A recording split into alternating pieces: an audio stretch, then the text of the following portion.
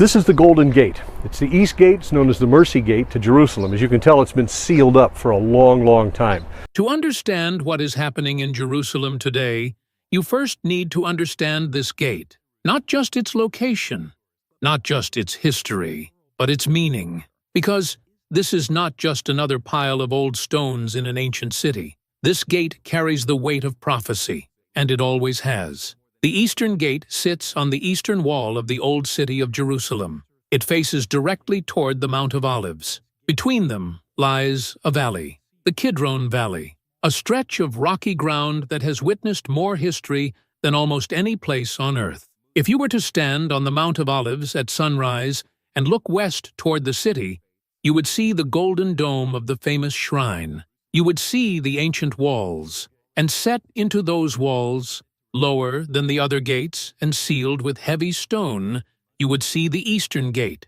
2 arches.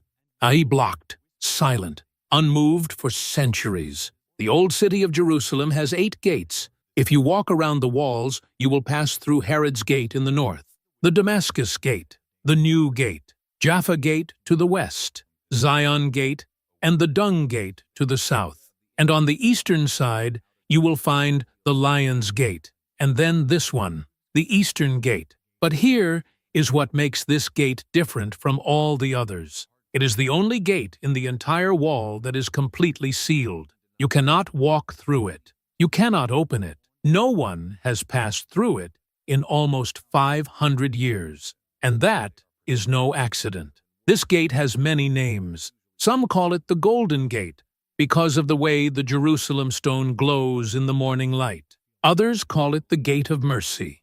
In Arabic, it is Bab al-Rahmah. There is also a second name used for one of its 2 doorways, the Gate of Repentance, Bab al-Tawbah. In ancient times, it was known by yet another name, the Shushan Gate. That name dates back to the time after the Babylonian exile, when Jewish people returned to rebuild the city and the temple. They carved an image of the Persian palace of Shushan, modern-day Susa, into the gate as a tribute to the kings who allowed them to return. So many names, so many centuries, and through all of them, this gate has carried a meaning that goes far deeper than stone. But why? What is it about this one gate that has made it the focus of prophecy and conflict and mystery for thousands of years? The answer lies in what it leads to and where it comes from. What if you could walk through the Eastern Gate today? If those arches were open, you would find yourself standing closer to the site of the ancient Jewish temple than any other gate in the wall would bring you. This is the most direct path to the Temple Mount, the holiest ground in Judaism, the place where the presence of God once dwelled among his people. And the direction matters too. This gate faces east. It looks out toward the rising sun, toward the Mount of Olives. And in the Scriptures, in both the Old Testament and the New, the east is the direction from which God comes. The glory of the Lord departed to the east. The Messiah is expected to return from the east. And this gate, this sealed and silent gate, sits directly in that path. It is more than architecture. It is alignment, divine alignment. And it is not only the Jewish people who recognize this. For Christians, this is the gate through which Jesus is believed to have entered Jerusalem on Palm Sunday, the gate through which he will return as King of Kings. For Muslims, the gate holds meaning in connection with the Day of Judgment. The faithful believe that the righteous will pass through this gate on the last day to receive mercy from God. 3 faiths, 1 gate, all of them watching, all of them waiting. And then there is the gate itself, the physical structure. Even if you set aside all the prophecy and all the meaning, the architecture alone is remarkable. The gate has 2 main passageways. Each one is nearly 4 meters wide. They are framed by arches and separated by a strong central column. And inside there is a vaulted hall, a covered space divided by 4 thick pillars that hold up the ceiling. Above that hall, there is an upper room with domed ceilings, 2 large domes in the center, smaller domes over the side aisles. And here is something unusual. The front of the gate, the eastern face, juts outward from the wall by about 2 meters. It doesn't sit flush like the other gates. It stands forward, almost like it is reaching toward the Mount of Olives, almost like it is waiting for something, or someone. The stonework is old, weathered. You can see where the centuries have worn the surface smooth in some places and cracked it in others. And you can see where the two great arches have been filled in with smaller stones, sealed, blocked, deliberately closed. That sealing did not happen by accident.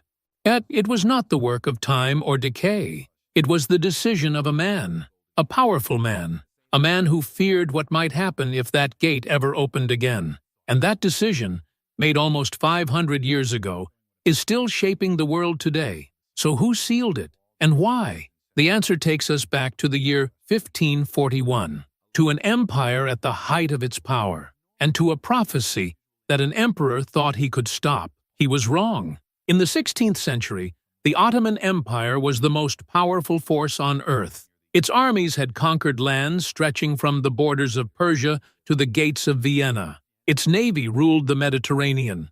Its wealth was legendary. And at the center of it all sat one man, Suleiman. The Europeans called him Suleiman the Magnificent. His own people called him Suleiman the Lawgiver. He was a builder, a warrior, a poet, a ruler who transformed cities and crushed rebellions and shaped the course of history for generations. And in the year 1539, he turned his attention to Jerusalem. The walls of the holy city had fallen into ruin. Centuries of conquest and neglect had left them crumbling. Suleiman ordered a massive reconstruction project. For 3 years, from 1539 to 1542, workers labored to rebuild the walls that still stand today. They repaired the gates, they reinforced the towers, they restored Jerusalem to a fortress worthy of its sacred reputation.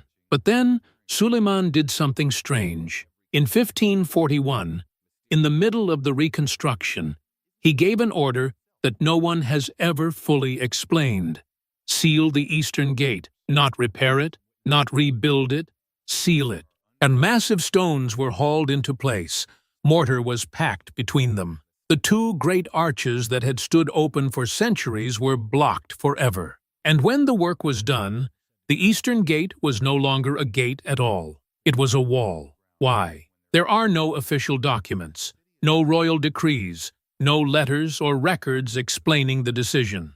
The archives of the Ottoman Empire are vast, but on this question they are silent. And yet everyone who lived in Jerusalem at that time knew the stories, the prophecies, the ancient expectation that had been whispered and studied and debated for thousands of years. The Messiah would come from the east, and he would enter Jerusalem through the eastern gate. This was not a fringe belief. It was central to Jewish hope. It was written in their scriptures. It was woven into their prayers.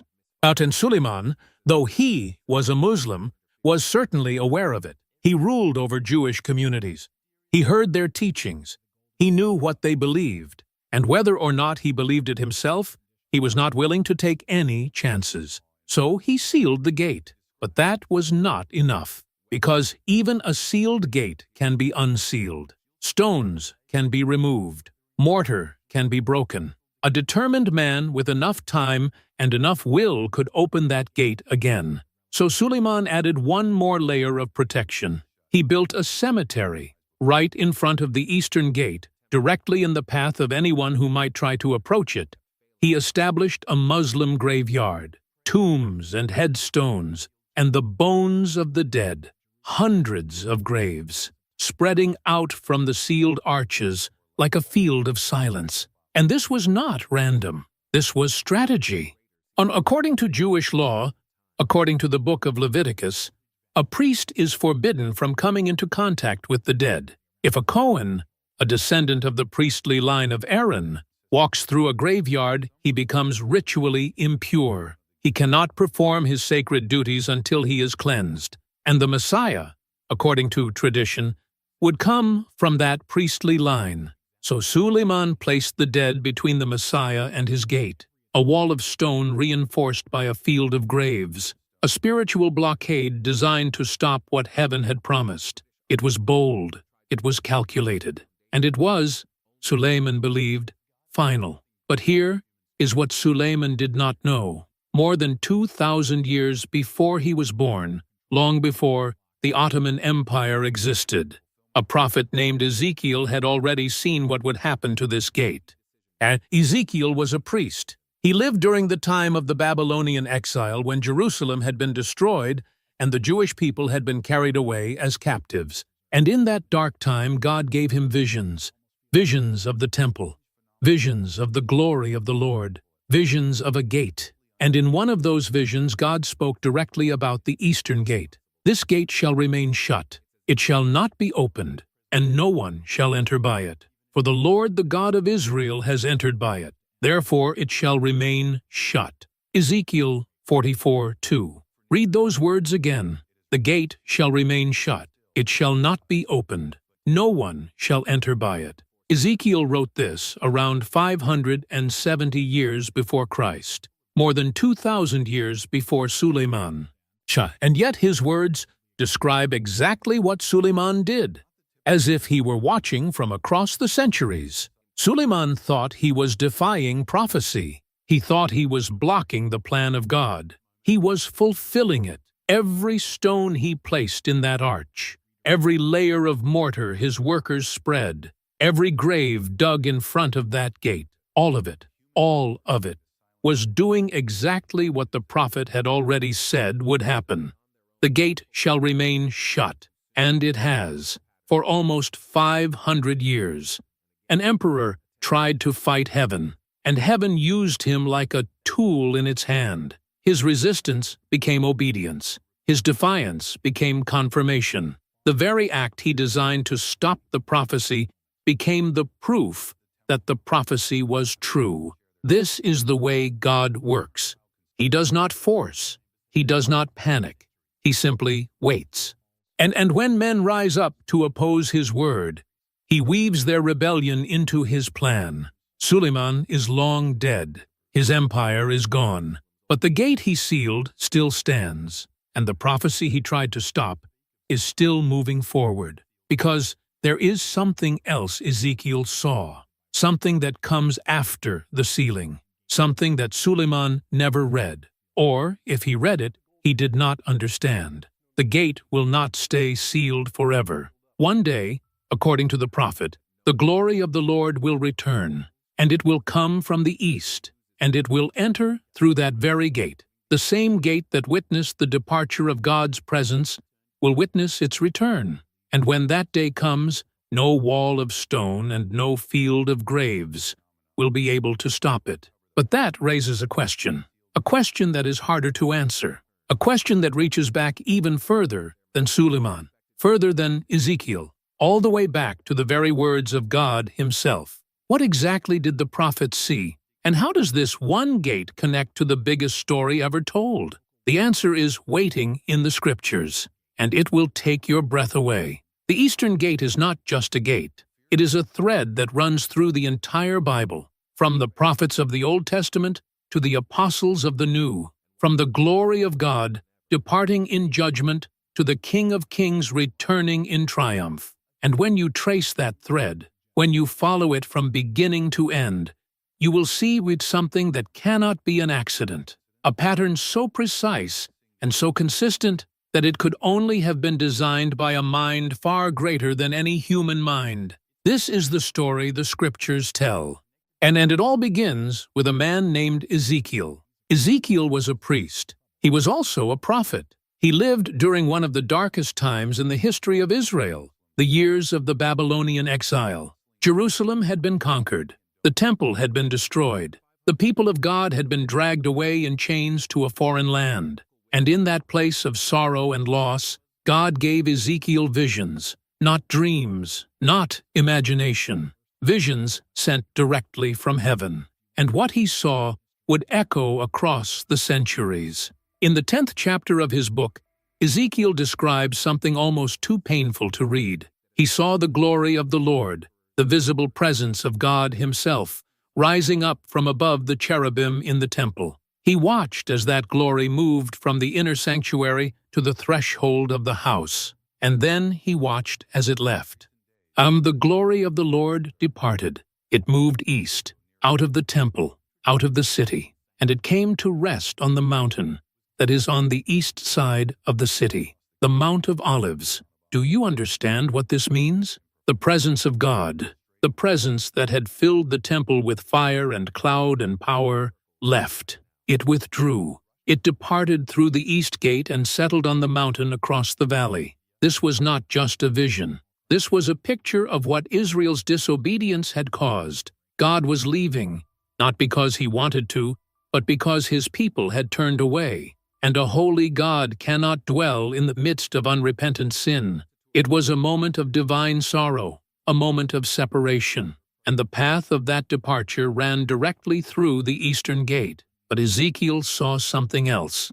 In the 43rd chapter, the vision changes. The sorrow begins to lift, and Ezekiel sees the glory of God returning. Listen to what he wrote. Then he led me to the gate facing east, and I saw the glory of the God of Israel coming from the east. His voice was like the roar of rushing waters, and the land was radiant with his glory. Ezekiel 43, 1-2. The glory left through the east, and the glory returns from the east. The same gate, the same direction, the same path. But this time, there is no sorrow. This time, there is radiance. There is power. There is the sound of rushing waters, the voice of God himself coming back to dwell with his people. And where does this glory go? Straight through the eastern gate, back into the temple, back into the place where God's presence belongs, departure and return. Yours sorrow and restoration, and the eastern gate stands at the center of both. But wait, there is more. In the very next chapter, Ezekiel 44, the prophet is brought back to the gate, and this time God speaks directly to him about it. This gate shall remain shut. It shall not be opened, and no one shall enter by it. For the Lord, the God of Israel, has entered by it. Therefore it shall remain shut. Ezekiel 44:2. The gate will be sealed, not because it failed, not because it was damaged, but because the Lord himself passed through it. And once the glory of God has entered, no ordinary man may follow. This is exactly what Suleiman did 2,000 years later. He sealed the gate. He did not know he was obeying a command given centuries before he was born, but he was. And yet the prophecy does not end there. 2 chapters later, in Ezekiel 46, the prophet sees something that points to the future. He sees a prince, a ruler, and this prince does something that no one else is allowed to do. When the prince provides a free will offering to the Lord, whether a burnt offering or fellowship offerings, the gate facing east shall be opened for him. Is Ezekiel 46:12. The gate will open for the prince, for the one who comes to offer himself as a sacrifice. Who is this prince? Many scholars believe this is a vision of the Messiah, the one who would come to offer not bulls and goats, but himself, the one who would enter through the east gate in humility and return through it in glory. And that brings us to another prophet, a man named Zechariah. Zechariah lived after the exile. He saw the people of Israel return to their land, and he saw them begin to rebuild, and he saw, in visions given by God, and what was still to come. In the 9th chapter, he wrote these words, "Rejoice greatly, O daughter of Zion. Shout aloud, O daughter of Jerusalem. Behold, your king is coming to you. Righteous and having salvation is he, humble and mounted on a donkey, on a colt, the foal of a donkey." Zechariah 9:9.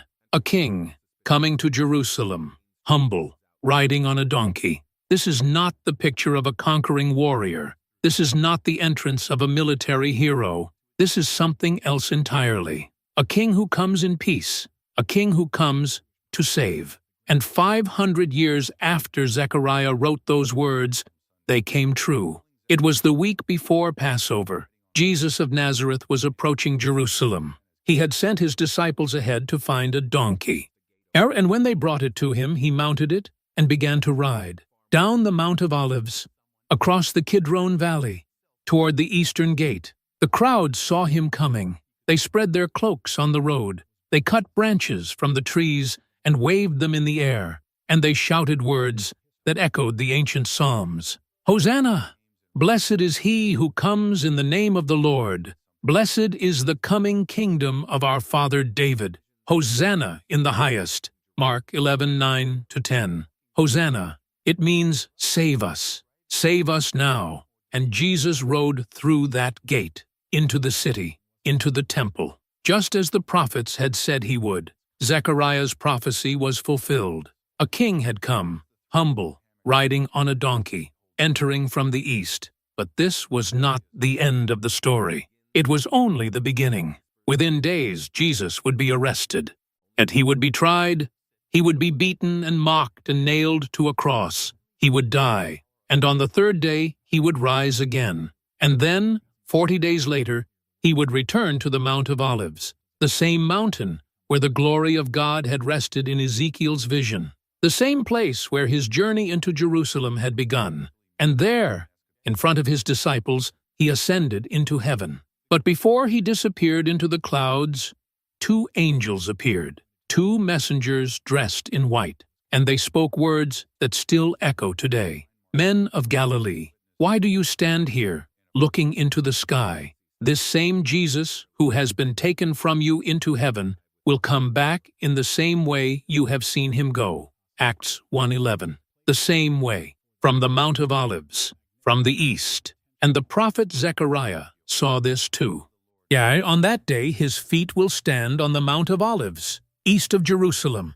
Zechariah 14:4. Do you see the pattern? The glory of God departed to the east and will return from the east. Jesus entered Jerusalem from the east and will return from the east. He ascended from the Mount of Olives, and he will descend to the Mount of Olives. And every single time, the path runs through one gate, the eastern gate. Even Jesus himself spoke of this direction. In Matthew 24, when his disciples asked about the signs of his return, he said this, "For as lightning comes from the east and flashes to the west, so will be the coming of the Son of Man." Matthew 24:27. From the east. Like lightning, sudden, unmistakable, glorious. This is not a coincidence. This is a pattern.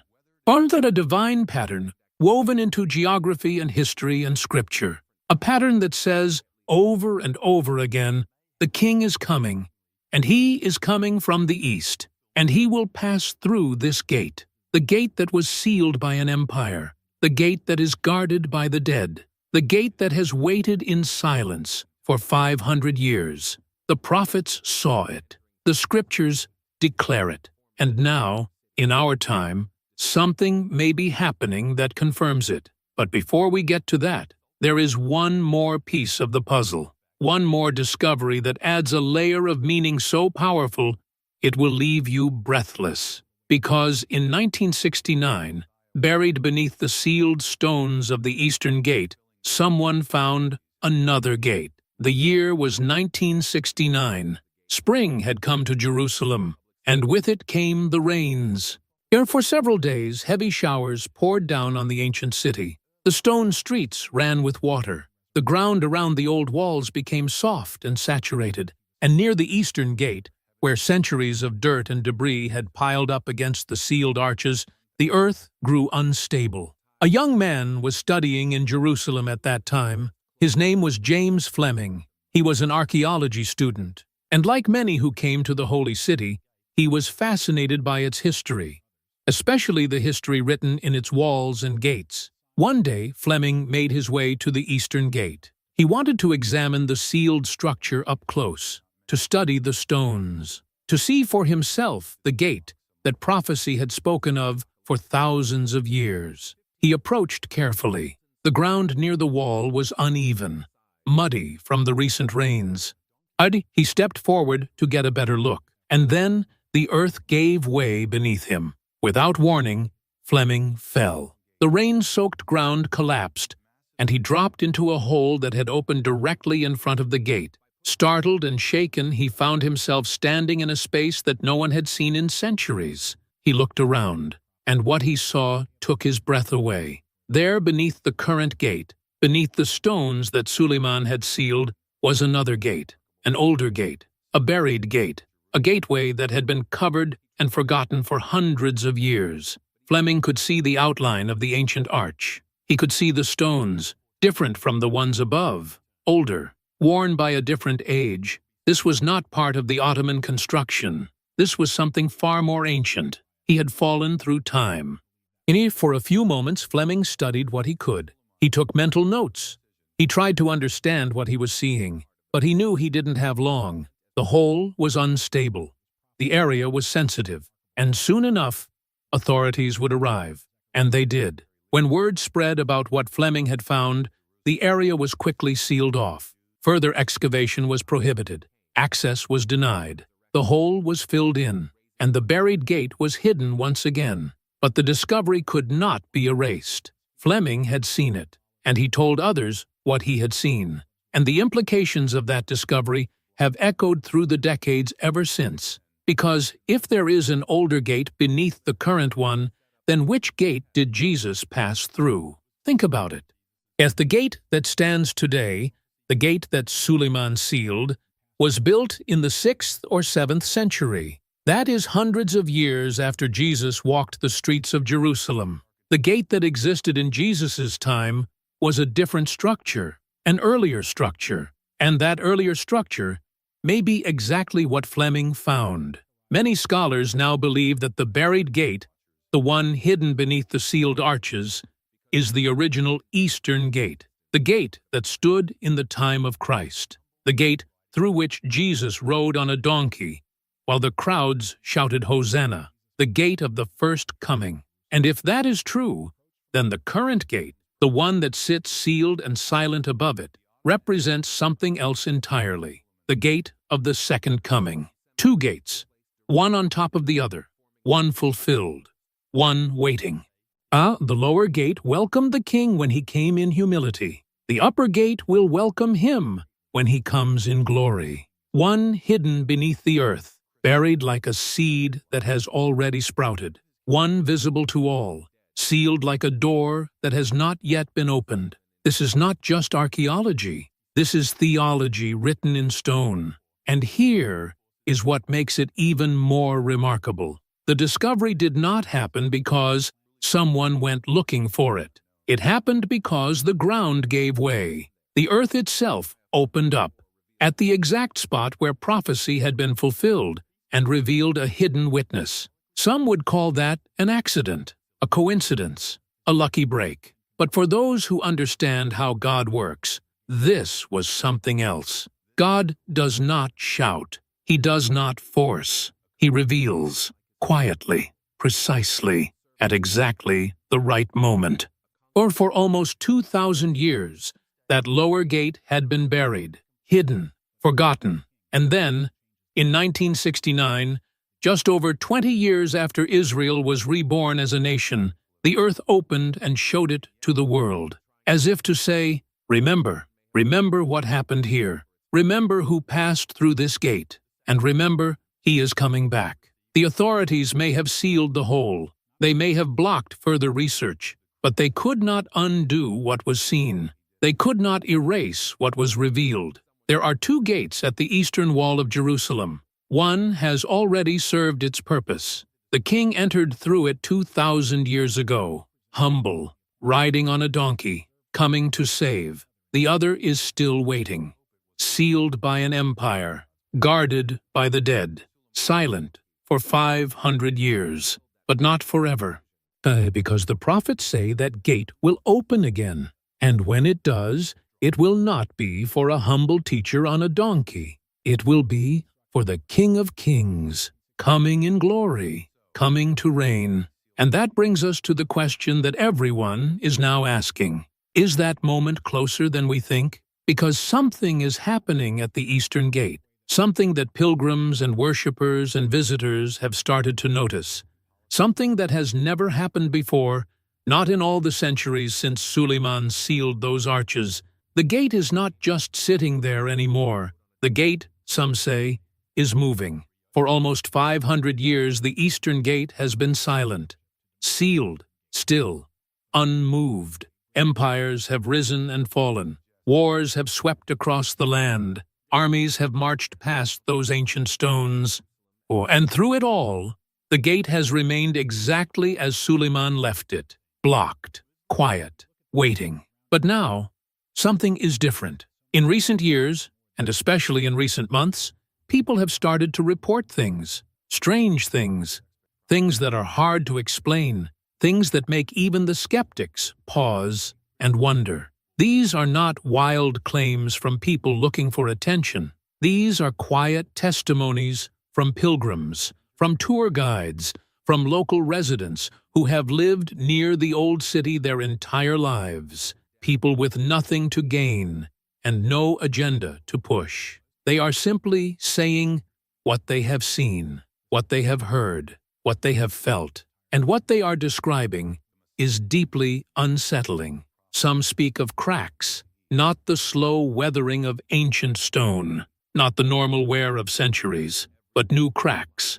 sudden cracks, and fractures appearing in solid rock that had held firm for generations. In places where the stone once sat flush, they say it has shifted, just slightly, just enough to notice, as if the gate is adjusting, stretching, preparing. Others speak of dust falling from the mortar lines between the stones, slipping down in thin streams, even when there is no wind, even on still and silent days. Jerusalem is a dry city.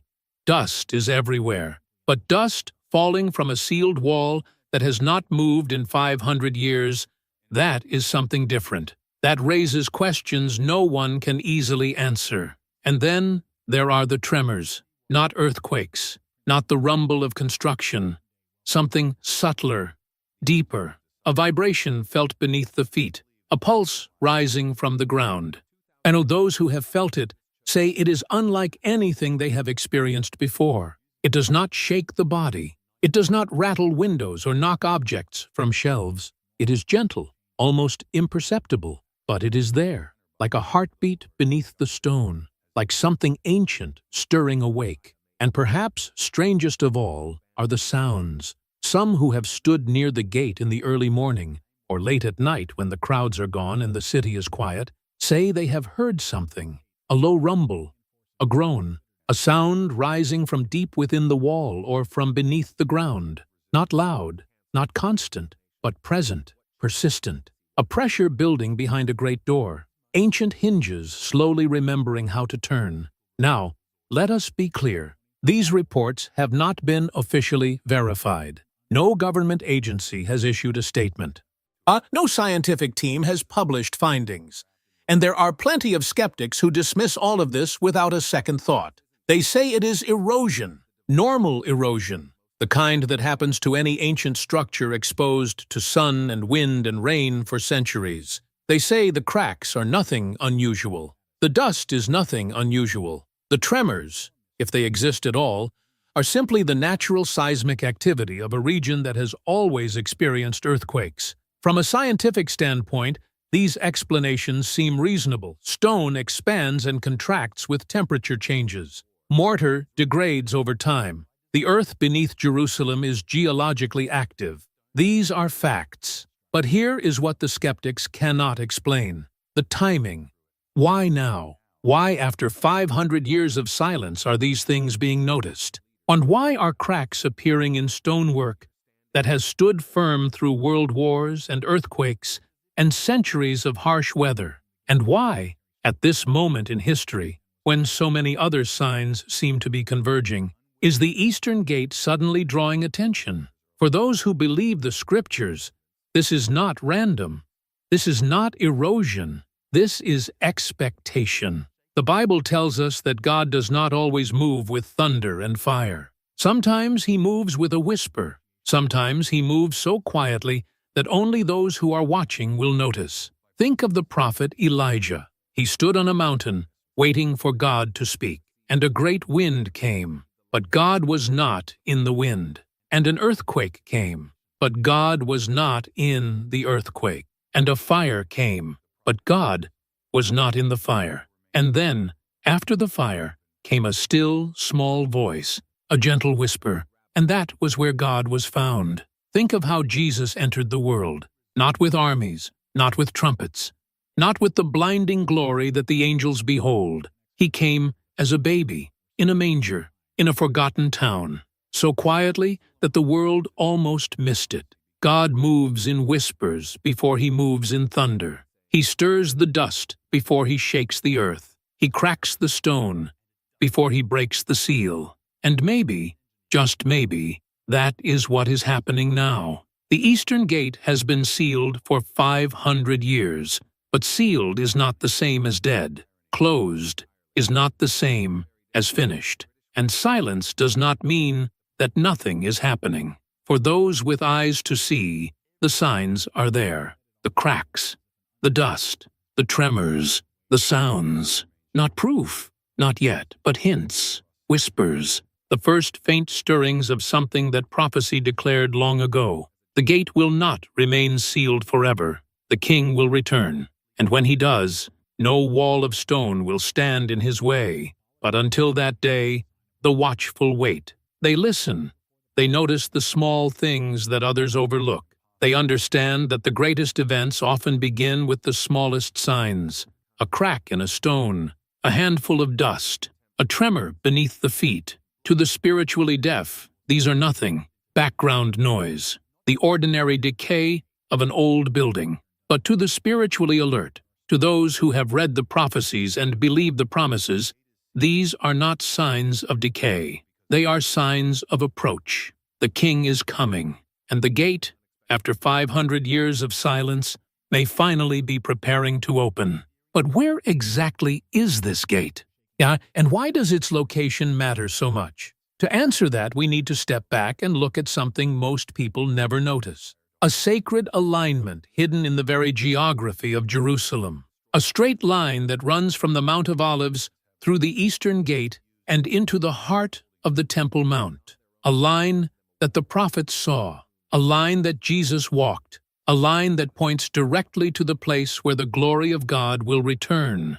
Most people who visit Jerusalem see a city, ancient walls, narrow streets, holy sites crowded with pilgrims, a place where history and faith collide at every corner. But there is something else here, something that most visitors never notice, something hidden in plain sight. Jerusalem is not just a city, it is a map, a prophetic map, and when you understand how to read it, everything changes.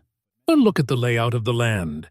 Stand on the Mount of Olives at sunrise and face west. What do you see? First, the mountain beneath your feet, the Mount of Olives, the place where kings were anointed, the place where Jesus wept over Jerusalem, the place where he ascended into heaven, the place where the prophets say he will return. Then, dropping away below you, the Kidron Valley, a rocky stretch of ground that separates the mountain from the city. In ancient times, this valley was a burial place, tombs carved into the stone, the bones of the faithful waiting for resurrection. And then, rising up from the far side of the valley, the eastern wall of the old city, and set into that wall, directly in front of you, the Eastern Gate, sealed, silent, waiting. Beyond the gate, the Temple Mount, the place where Abraham prepared to sacrifice his son, the place where Solomon built the first temple, the place where the glory of God descended in fire and cloud, the holiest ground in all of Israel. Do you see it? A straight line. Mount of Olives, Kidron Valley, Eastern Gate, Temple Mount, east to west. One unbroken path, a sacred axis running through the heart of Jerusalem. This is not an accident. This is not the random arrangement of hills and valleys. This is design, divine design, a corridor carved into the earth by the hand of God himself. And every major movement of God in Scripture follows this line. Think back to Ezekiel. When the glory of the Lord departed from the temple, which direction did it go? East, out through the Eastern Gate, across the Kidron Valley. And it came to rest on the Mount of Olives. When Ezekiel saw the glory returning, where did it come from? The east, back across the valley, through the gate, into the temple, the path of departure, the path of return, the same line. Now think of Jesus. On Palm Sunday, where did he begin his journey into Jerusalem? The Mount of Olives. He mounted a donkey and rode down the western slope of the mountain. He crossed the Kidron Valley. He entered the city through the eastern side, most likely through the very gate we have been talking about. He followed the line. After his resurrection, where did he go to ascend into heaven? Back to the Mount of Olives, the eastern end of the line, the place where the glory had rested before, the place where the angels said he would return. And when the prophets describe his second coming, what direction does he come from? The east. But listen to what Jesus himself said about his return. For as lightning comes from the east and flashes to the west, so will be the coming of the Son of Man. Matthew 24:27. From the east, like lightning, sudden and unmistakable, crossing the sky in an instant. And listen to what Zechariah saw. On that day his feet will stand on the Mount of Olives, east of Jerusalem. Zechariah 14:4. His feet will stand on the Mount of Olives, the same mountain, the same place, the eastern end of the sacred line. Do you see how precise this is? Every prophecy, every vision, every movement of God's presence, they all follow the same geography. They all pass through the same gate. They all trace the same line from east to west, from the Mount of Olives to the Temple Mount. Jerusalem was built for this, not by accident, not by chance. The hills and valleys of this city were shaped to tell a story of departure and return, a story of judgment and mercy, a story that began in the garden and will end with a kingdom. And the eastern gate stands at the center of it all. It is the hinge point, the threshold, the door between the mountain and the mount, between the place of ascension and the place of glory, between the waiting and the coming. No other gate in Jerusalem holds this position. No other gate faces directly east toward the Mount of Olives. No other gate aligns so perfectly with the prophetic pattern that runs through the entire Bible. This is why empires have fought over it. This is why Suleiman sealed it. This is why the ground itself seems to tremble near it. Because this is not just geography. This is destiny. The prophets saw it. Jesus walked it. And one tires. Perhaps soon the king will travel it again, down from the Mount of Olives, across the Kidron Valley, through the eastern gate, into the city of the great king. And when that happens, the line that has been traced in prophecy for thousands of years will finally be complete. But not everyone is content to wait for that day. Not everyone is willing to let the gate remain sealed. And over the centuries, and even in our own time, powerful forces have tried to take control of this sacred threshold. What happened when they tried? The answer will show you just how carefully God is guarding this gate, and just how close we may be to the moment when it finally opens. The Eastern Gate is not just a relic of the past. It is a flashpoint of the present. Every day, even now, powerful forces are wrestling over this small stretch of ancient wall. Governments, religious authorities, security forces, each one watching, each one guarding, each one deeply aware that this gate is more than stone, and every attempt to control it,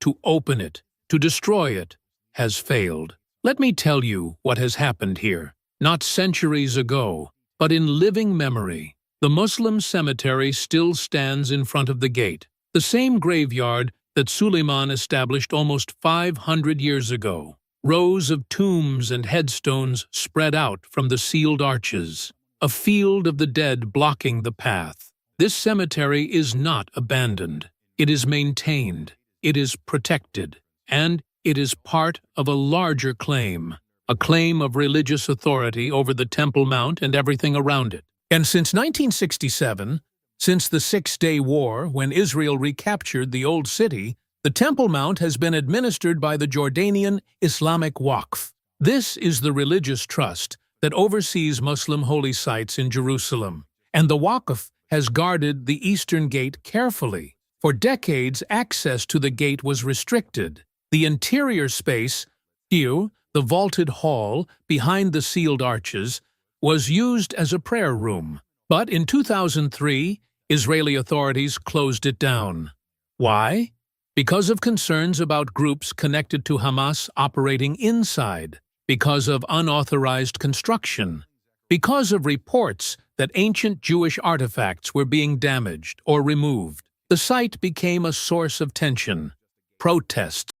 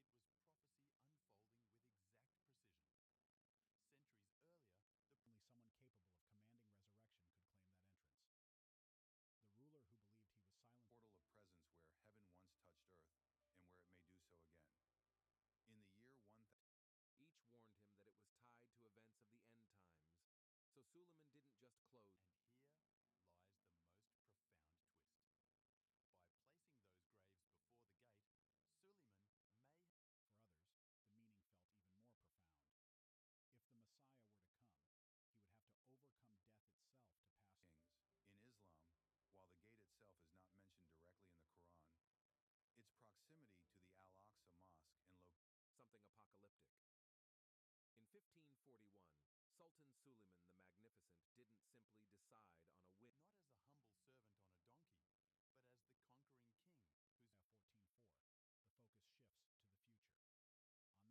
the conquering king who's 14:4. The focus shifts to the future. On that day, He ordered the eastern gate to be completely sealed. Massive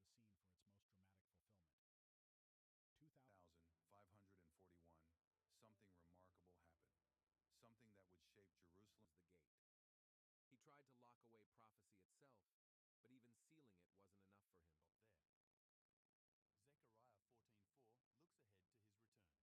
prophecy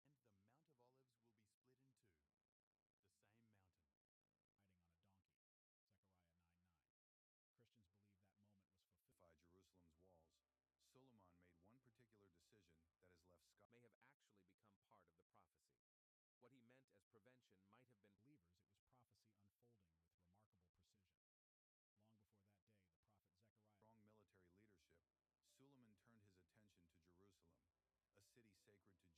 He tried to lock away prophecy itself, but even sealing it wasn't enough for him. There. Zechariah 14:4 looks ahead to his return. And the Mount of Olives will be split in two, the same mountain. Riding on a donkey. Zechariah 9:9. Christians believe that moment was fulfilled. Jerusalem's walls.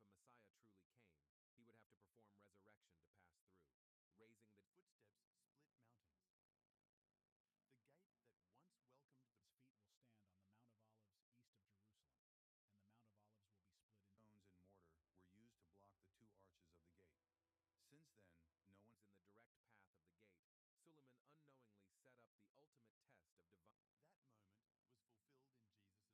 because prophecy often turns human resistance into part of the plan. Your king is coming to you, humble and riding on a donkey. Zechariah 9:9. 1,000 years ago, Jesus made a very intentional entrance into Jerusalem. He approached from the Mount of Olives. Prophetic landscape for centuries. The Ottoman Empire, under the rule of Sultan Suleiman the Magnificent. He ordered a Muslim cemetery to be placed directly in front of it, forming a double barrier first. The grave. On that day, his feet will stand on the Mount of Olives, facing Jerusalem on the east. And had written, "Rejoice greatly, daughter of Zion. Your king is coming to you, humble and righteous." Christians and Muslims alike. As part of his campaign to restore and fortify dead to clear his own path. What Suleiman intended as a blockade. 67. During the Six-Day War, Israeli forces had consider what has happened over the years. In 1917, there were plans. Truly believed in the Jewish Messiah is unknown, but he was certainly aware of the local prophecy. There. Zechariah 14:4 reveals another moment still to come. On that peace negotiators decided to symbolically open the gate as a gesture of reconciliation. Six-Day War, Israeli forces gained control of the area and discussions arose about reopening the gate.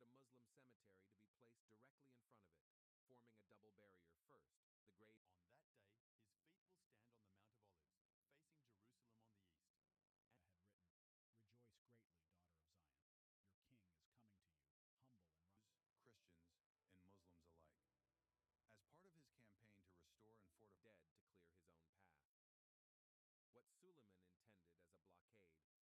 looked nothing like his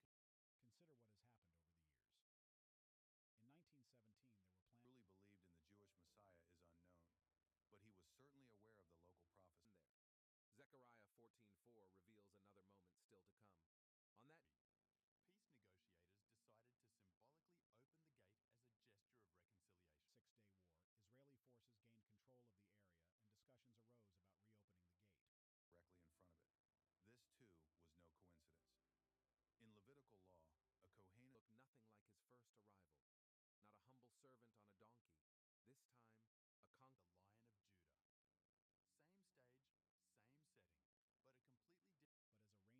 day receive gate.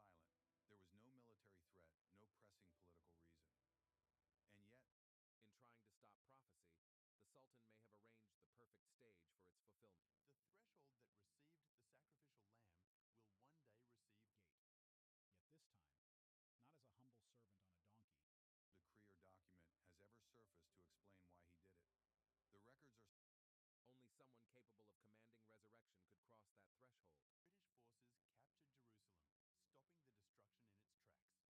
stopping the destruction in its tracks. It represents a divinely appointed entrance, reserved for a moment unlike any other in human history. It was not just a hope, it was a warning to any who might oppose God's plan.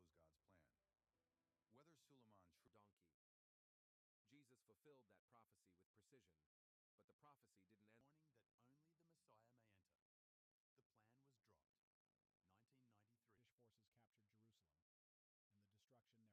In 1967, during this. So, not only did he seal the gate,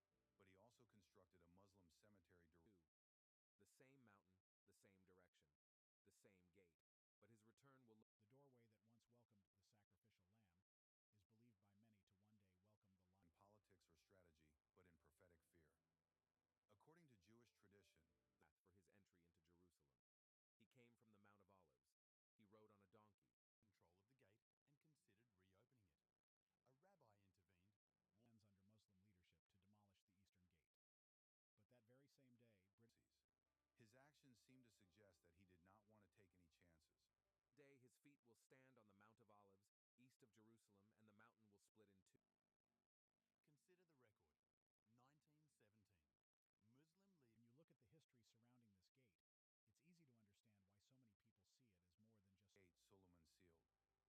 1917.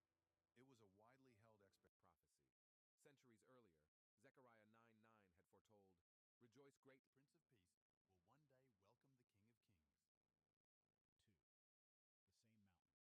many people see it as more than just Gate Suleiman sealed. This was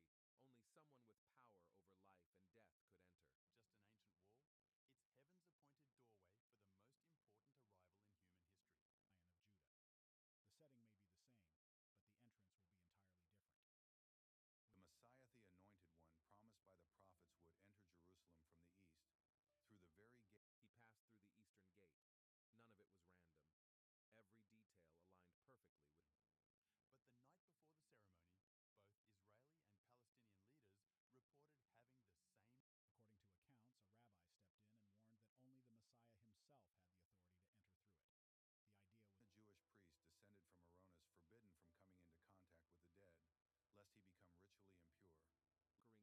What's striking is that no official Divine authority, only someone with power over life and death could enter. Just an ancient wall, it's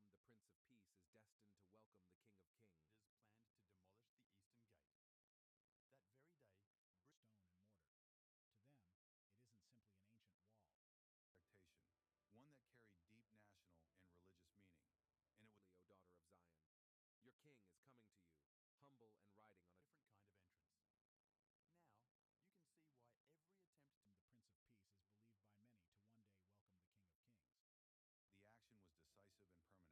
setting may be the same, but the entrance will be entirely different. The Messiah, the Anointed One, promised by the prophets, would enter Jerusalem from the east, through the very gate. He passed through the eastern gate. None of it was random. Every detail aligned perfectly with. But the night before the ceremony, both Israeli and Palestinian leaders reported having the same. According to accounts, a rabbi stepped in and warned that only the Messiah himself had the authority to enter through it. The idea was A Jewish priest descended from Aronis, forbidden from coming into contact with the dead, lest he become ritually impure. Conquering king whose very steps shake the earth. The gate that once welcomed the Prince of Peace is destined to welcome the King of Kings. Leaders planned to demolish the eastern gate. That very day, stone and mortar. To them, it isn't simply an ancient wall. Expectation, one that carried deep national and religious meaning, and it would. O daughter of Zion, your king is coming to you, humble and riding on a different kind of entrance. Now, you can see why every attempt to. The Prince of Peace is believed by many to one day welcome the King of Kings. The action was decisive and permanent. Many believe that the reason lies not in 2,000 years ago, Jesus chose this exact path. Jordanian forces even considered using it as a military stronghold in 1948. Deeply unsettling. They don't seem like normal political changes or simple technical setbacks. And no one shall enter by it, for the Lord, the God of Israel, has entered by it. Therefore, the Messiah may enter here. The plan was abandoned on the spot. In 19 with the Golden Gate has ended the same way. Failure. Drill bits. Reason. In 1948, Jordanian forces even considered a confirmation of it. His sealing of the gate was not an act of resistance. Ceremony was canceled without explanation. What chills prophecy watchers is that these moments are chilling. These weren't ordinary political reversals or technical issues. Ceremony, reports claim that leaders on both sides experienced the same unsettling dream. A figure standing Messiah to approach. It was a strategic act wrapped in religious symbolism, a wall of stone mysteriously halted. This isn't just an ancient doorway. It's the divine entry point for the most significant. Once tried to alter the gate structure. Their tools mysteriously failed. British archaeologists began to change the gate's status seemed to stall at the last moment, adding even more mystery to a doorway many believe is waiting for a. Suleiman's actions actually fulfilled prophecy rather than thwarted it. In Ezekiel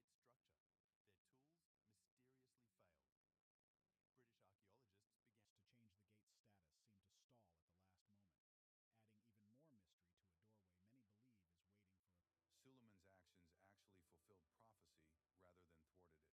immediately. In 1967, during the Six-Day War, Israeli forces, but by design. Because this gate is not just stone and attempting to modify the structure only for their tools to fail in strange ways. Pass through it. And now it is waiting, holding its breath until the return. And Palestinian leaders reported having the same dream. A figure standing before. Explosives misfire. It's as if the gate itself refuses. Turning the gate into a military stronghold. Yet that plan was also quietly dropped. It was an unwitting obedience to a command written hundreds of years earlier. These weren't political disagreements or logistical problems. One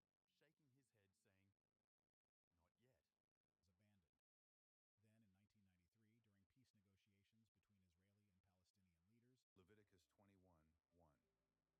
figure standing at the gate, shaking his head, saying, "Not yet." Was abandoned. Then, in 1993, during peace negotiations between Israeli and Palestinian leaders, Leviticus 21:1. By placing a cemetery before the gate, Suleiman was creating a. The entrance that received the Lamb will one day receive the Lion of Judah, same prophetic stage. And excavating near the foundations, suddenly reassigned without explanation. 2. The prophet writes, "This gate shall remain shut. It shall not be opened." Forces had full authority to reopen it, but a respected rabbi stepped forward with a warning. Only history, it is a doorway reserved for destiny. Every attempt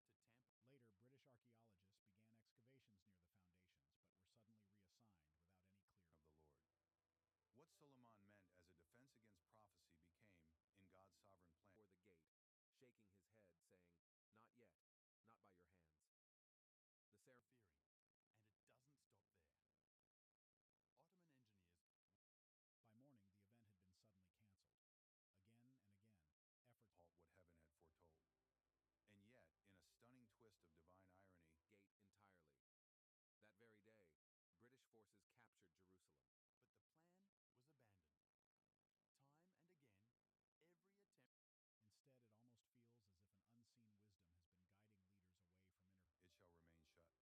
British forces captured Jerusalem. But the plan was abandoned. Time and again, every attempt. Instead, it almost feels as if an unseen wisdom has been guiding leaders away from it shall remain shut. This passage has echoed across centuries,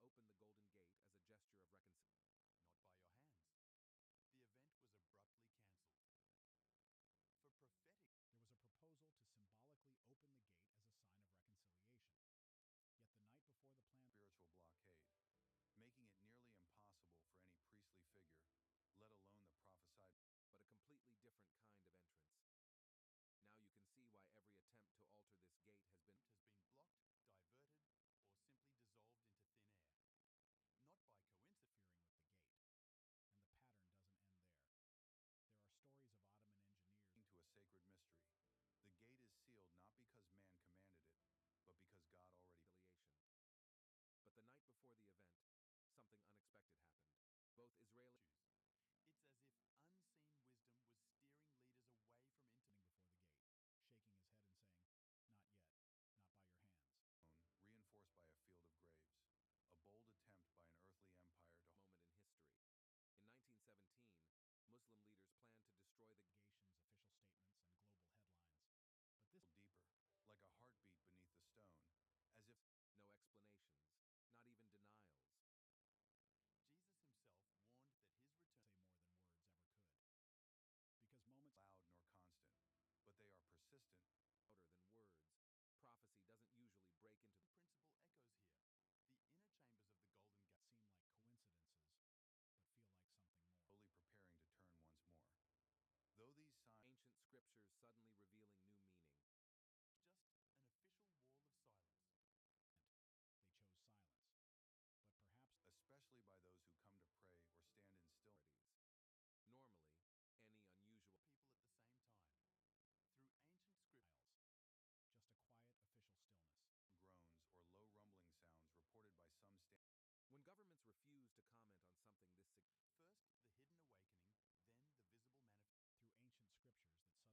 It's as if ordinary life continuing right up until the moment everything moving along as usual, right up until the moment. They don't come with headlines or alarms. Almost inaudible noises, like pressure building. It appears through patterns that don't feel like coincidence. Through patterns that look like coincidences, but this time, there was only silence. No confirmation. The earth itself remembers something the world has forgotten. Just complete, deliberate silence. Because prophecy doesn't arrive like breaking. It's how people responded. Normally, by nearby construction or passing traffic, Jerusalem press briefings and official statements. Silence. No acknowledgement, no explanation. Instead, each group asked that the images remain confidential.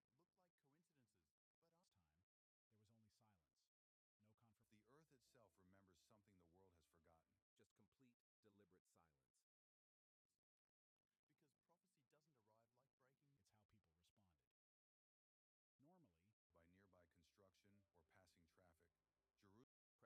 mentioned are the private. Here's what makes the situation even more station. First, the quiet preparation. Jesus himself warned that his return would. The stones themselves are whispering, and Jerusalem changes in an instant. The idea of through dreams given to different nations, no explanations, not even denial. Even more startling are the muffled, and that silence only deepens the mystery. And sometimes silence speaks louder than words. The most striking part isn't just the event itself. Near the gate. These are not the vibrations caused by activity on the Temple Mount sparks immediate investigation. Not even a denial. Whatever they saw, whatever they believed it meant. Tremors, gentle vibrations felt beneath the feet.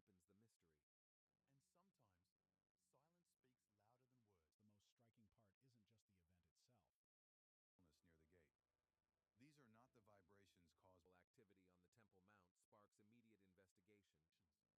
The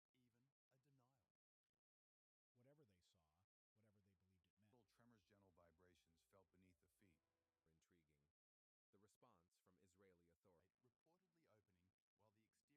sealed. Through similar dreams shared by different people. Signs have yet to be officially confirmed. For those who have experienced them, Jesus warned that his return would be like the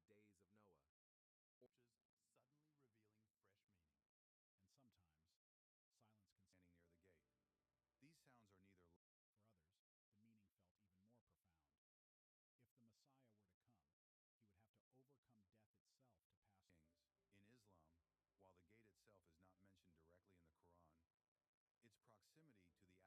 In Islam, while the gate itself is not mentioned directly in the Quran, its proximity to the Al-Aqsa Mosque and something apocalyptic. In 1541, Sultan Suleiman the Magnificent didn't simply decide on a whim. Not as a humble servant on a donkey, but as the conquering king.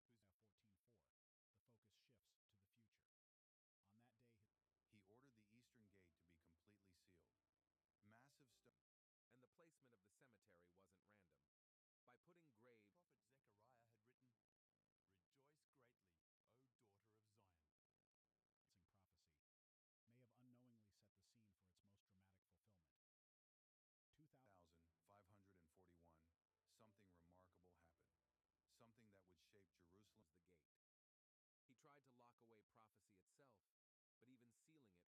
Stop there.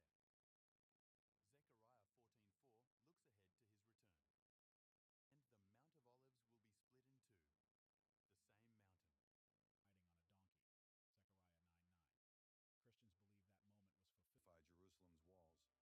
Mount of Olives will be split in two, the same mountain. riding on a donkey. Zechariah 9:9. Christians believe that moment was fulfilled. By Jerusalem's walls, Suleiman made one particular decision that has left scholars May have actually become part of the prophecy.